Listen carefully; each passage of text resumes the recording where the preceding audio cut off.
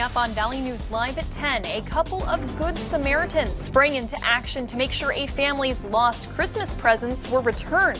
Plus, for many, food insecurity has become a new concern in 2020. And as more than 1 million people have been vaccinated for the coronavirus, questions now turn to the long-term impact. Valley News Live at 10 starts right now. Live from Fargo and serving you on TV, online, and on the go. This is Valley News Live at 10.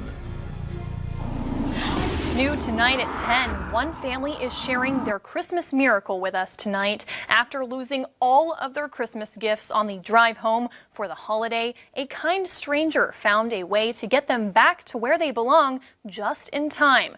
Valley News Team's Courtney Lockie has our story. Madison Sunsbach was making the trip home to Des Lacs for the holidays when she hit an unexpected bump in the road. We lost a tote of Christmas presents out of the back of the pickup. Gifts for the entire family gone, somewhere along I-29. She turned to Facebook in hopes of a Christmas miracle. So many nice things in there that a lot of people could have regifted to one of their family members. Little did Madison know a Good Samaritan would stumble upon the tote the same day. Another post surfacing on a Fargo Moorhead buy and sell page. A Grand Forks woman looking for Madison. She truly is a saint, and she'll always hold a very special place in my heart. Though the gifts had been found, Madison still needed a way to get them home in time for Christmas. Again, social media working wonders. She found a man who happened to be traveling from Grand Forks to Des Lacs for the holiday. He met up with the woman and packed his sleigh for the Sunsbach home. 100% restored my faith in humanity. Not only did the family get the gifts in time, the Good Sam rewrapped them for her, wrote her a letter, and gave her a journaling Bible. It truly is a Christmas miracle that it all happened. Courtney Lockie, Valley News Live.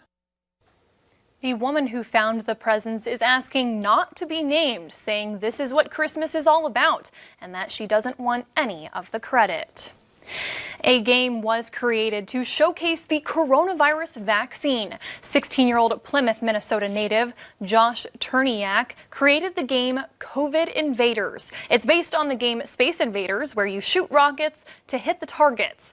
COVID Invaders shoots the coronavirus vaccine through a syringe at the virus. Once you hit the virus, it will explode.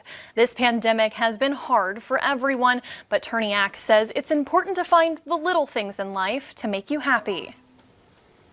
Just to not take yourself seriously, and even though during the pandemic many people are having hard times, I think it's also important to think of the good moments and enjoy the little things that are funny or they're pleasant or they're just rare. Turniak plans to add more levels, bad guys, and images of the virus in the future. Head to our VNL News app to see how you can play. As we find ourselves in the final week of the year, the North Dakota Highway Patrol is cracking down on unsafe driving in an effort to save lives. As part of Vision Zero's program, they track the number of traffic fatalities for the year. This year, North Dakota has had 96 deaths. The goal of this year is to keep it under 100. Officials say never drink and drive and always wear a seatbelt so that everyone can make it home safely. Vision Zero is to have zero fatality crashes, throughout a year. So that's the ultimate goal, is we don't want to lose any loved ones, any moms, dads, daughters, brothers, sisters, sons on our roadways.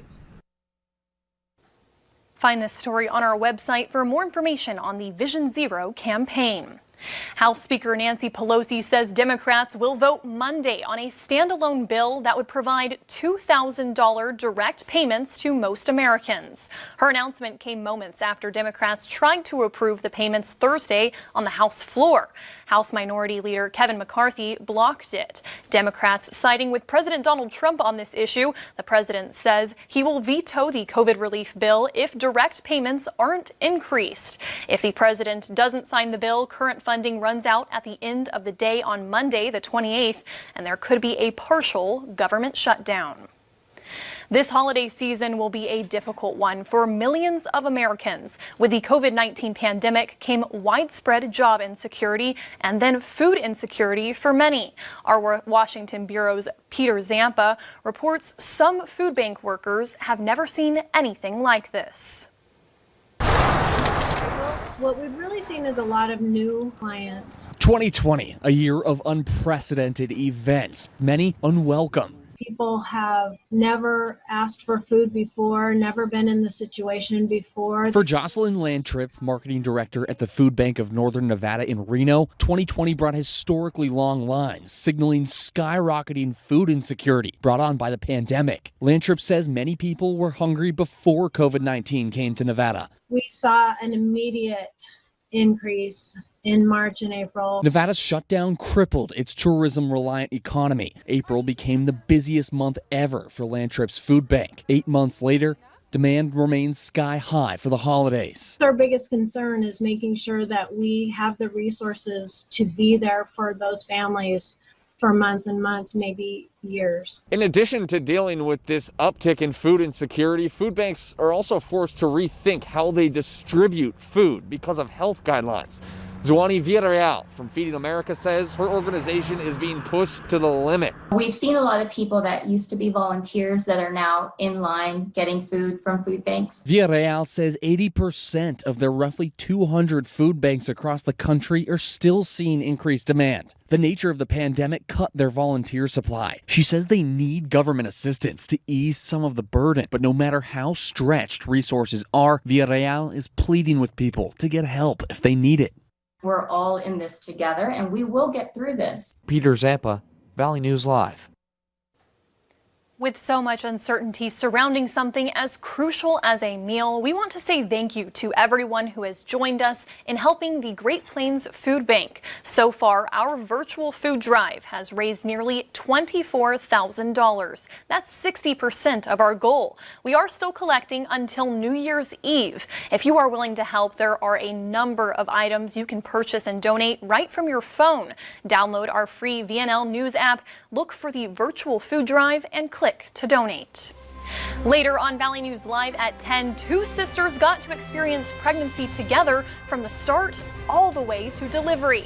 And a much warmer day today, but the next 7 days have a lot in store. Hutch is in to tell us what we can expect this coming weekend.